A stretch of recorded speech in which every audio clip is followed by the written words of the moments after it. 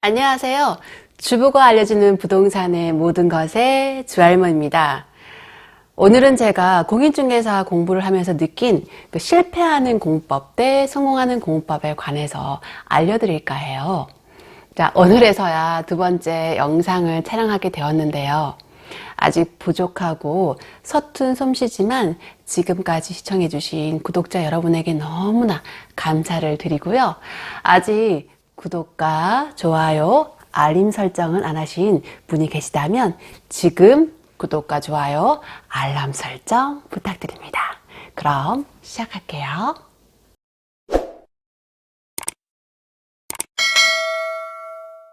최근 5년 들어 중년의 고시라 불리우는 공인중개사 시험의 난이도가 변호사, 법무사, 감정평가사와 비슷한 난이도가 쏙쏙들이 출제되는 경향입니다. 워낙 시험 연수도 오래되고 인기가 뜨겁다 보니 그런 현상이 빚어지는 것 같은데요. 여기서 이해를 살짝 돕기 위해 제 얘기를 하자면요. 저는 2019년부터 시험에 응시를 하게 되었는데요. 그 이유가 아이들이 유치원 갈 나이가 되자 시간이 조금 남더라고요. 그래서 그 활용 방안을 찾아봤는데 그러다 보니 주변의 엄마들이 공인중개사 시험 준비를 하고 있거나 아니면 자격증을 따서 속속들이 창업을 하면서 자신의 커리어를 쌓는 모습이 너무나 부럽더라고요. 그래서 1월부터 학원을 정하고 시험 공부에 돌입을 했습니다. 20년 동안 공부와 거의 담을 쌓고 살다가 법학이라는 거대한 학문을 만나니 이해가 전혀 되지는 않지만 그냥 무식하게 공부를 했습니다. 오프라인 학원을 다니면서 1월에서 5월까지는 그냥 책가방만 메고 왔다 갔다 한 것 같아요. 들어도 외계어 같고 이해를 했는 것 같으면서도 또 보면 이해가 안 되고 암기를 했는데 보면 또 까먹고 악순환의 연속이었죠. 그러나 학원에서는 동차, 그러니까 1차, 2차를 해야 된다. 2년은 못한다. 그런 분위기가 팽배했고 또 돌이켜 생각해보면 동차를 해야지만 이런저런 특강을 들을 수 있으니까 그렇게 푸시를 했던 것 같습니다. 또 재수를 하거나 공부 감각이 좀 있으신 분들은 제낄 건 제끼고 취할 건 취하면서 잘 추려서 하시더라고요. 초시생인 저에게는 혹여나 특강을 듣지 않으면 나중에 후회하지 않을까, 미련 남지 않을까라는 그런 생각에 할 건 다 했던 것 같아요. 그래서 망했을까요? 또 이렇게 생각해보니 수험 공부는 양을 이렇게 늘리는 게 아니라 점점 줄여야 되더라고요. 책강을 너무 듣다 보니까 자료가 계속 쌓이고 정작 마지막에는 뭘 봐야 될지 모르는 지경에 이릅니다. 그러니까 자료에 치이는 거죠. 여러분들은 저와 같은 실수를 하시지 마시길 바랍니다. 이것저것 봤다가는 개미지옥을 맛보실 거예요. 마지막까지 시험장에 끝까지 가져갈 만한 자료를 끝까지 붙잡고 계셔야 됩니다. 제가 말씀드리는 거는 문제집이 아니라 기본서나 유학서 중에서 선택하시라는 겁니다. 정리할게요.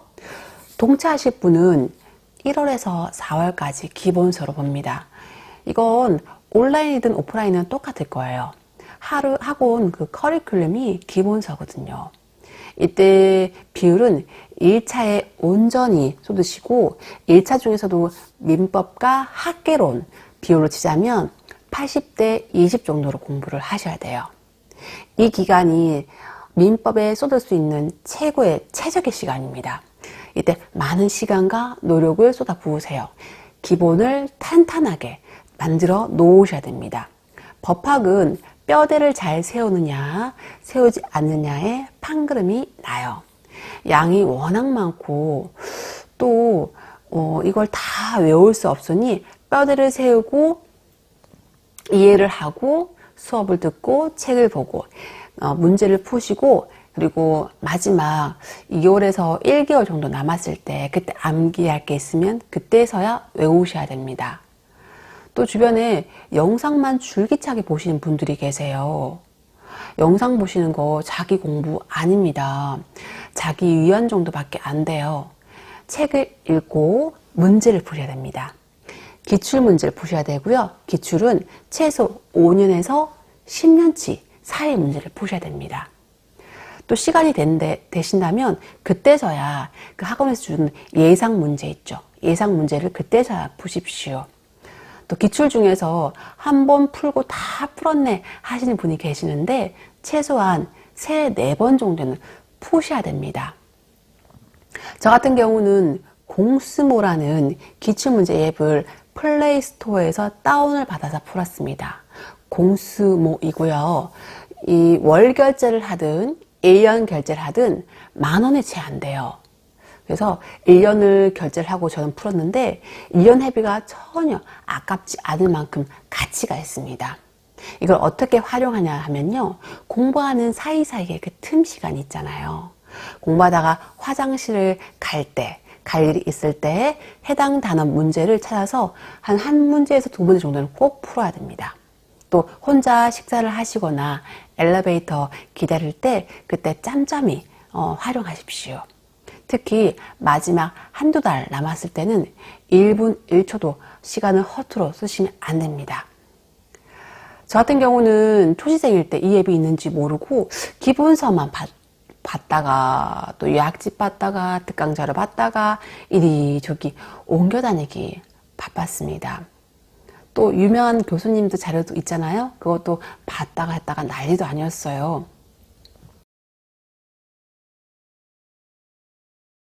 그래서 1차에는 민법과 학개론 있습니다. 1차의 핵심 과목은 민법이고 또 2차는 중개사법, 공법, 공시세법이 있는데요. 핵심 과목은 중개사법입니다. 이 과목들이 중요한 이유는 부족한 과목에 점수를 꽂아줘야 되는 효자 과목이기 때문에 더욱더 심혈을 기울이시고 또 공인중개사 시험 과목 중에 가장 중요한 과목은 뭐니 해도 민법입니다. 단연코 민법이라고 강조하고 있습니다. 이런 경우가 있어요. 시험을 동차로 쳤는데 2차는 붙고 1차가 떨어지는 경우가 있어요. 그런 경우는 2차가 면제가 되는 게 아니라 다음 해에 1차, 2차 모두 다시 공부하셔서 치셔야 됩니다. 1년을 고생을 그렇게 했는데 또 재수를 한다. 그런 경우는 첫째 논제는 정말 열정적으로 공부를 하실 거예요. 그런데 재수하는 그때 연도부터는 삶이 정말 피폐해집니다. 네, 아주 최악의 경우죠. 만약 민법을 탄탄하게 잡고 동차를 해서 1차는 붙고 2차는 떨어진 개수는 위에보다 좀 낫죠. 심적 부담은 조금 더 크겠지만 공부량은 확실히 줄어서 할만하다 이런 생각이 드실 겁니다. 그러니 공인중개사 이번 생에 기필코 따셔야 된다는 분이 있다면 첫째 민법, 두 번째 중개사법을 꼭 염두하시길 바라겠습니다. 또 혹자는 공인중개사 시험 그거 60점만 넘으면 되는 거 아니냐 그렇게 말씀하시는 분이 계시는데요. 실제 시험장 가면 너무나 떨려서 실제 모의고사보다 점수가 15점, 많게 15점 그리고 적게는 5점 정도 차이가 나요. 그러니까 마이너스 되는 거죠. 예를 들어서 80점이 나왔다. 그러면은 거기서 마이너스 15점 정도 빼셔야 됩니다. 그 다음 그 편차가 계신 분들은 그 정도 최고까지 보시면 되고요. 만약에 모의고사 점수가 평소에 80점들을 계속 유지하셨다는 분들은 편차 크지 않습니다. 그런 분들은 크게 한 5점 정도 차이 나실 거예요. 그러니까 그날 찍신을 기다리는 거나 아니 무모한 생각 하지 마시고요. 네, 절대적으로 실력으로 승부하시기 바랍니다. 1년 농사를 정말 잘 가꿨는데 그날 하루 때문에 망칠 수는 없잖아요. 그죠? 그러니까 민법이나 그리고 동차하실 분은 공인중개사법에 심혈을 기울이시기 바랍니다. 그리고 모의고사보다 점수가 잘 나오는 경우는 흔치 않습니다. 선택과 집중, 민법, 모의고사, 기필고 80점대 끝까지 유지하시고, 또 부동산 학개론이나 공법은 점수 편차가 크니 너무 신경 쓰지 마시고 마지막까지 민법을 확 붙잡고 가시고, 동차하실 분은 민법 다음에 중개사법을 끝까지 확 붙잡고 가시면 마지막에 활짝 웃으실 수 있으실 거예요. 저도 시험 기간 동안 너무 힘들게 공부를 해서 지금 영상 보시는 분들이 얼마나 답답하고 힘드실까 100번 공감합니다. 그래서 이 영상이 여러분들의 공부 방향에 조금이나마 도움이 되길 바라는 마음이고요. 여러분들은 충분히 합격하실 거고, 그리고 올해는 자격증 받으며 활짝 웃는 날이 기필코 올 겁니다. 힘내십시오. 자, 그럼 다음 영상에서는 1차 민법 학개론 공부에 대한 영상을 보내드리고요. 다음 영상을 기대해 주시기 바랍니다. 자, 부동산을 공부하고 투자로 성공해서 경제적 자유를 누리는 그날까지 주부가 알려주는 부동산의 모든 것 이야기는 쭉 계속됩니다. 그럼 다음 시간에 만나요. 그럼 안녕.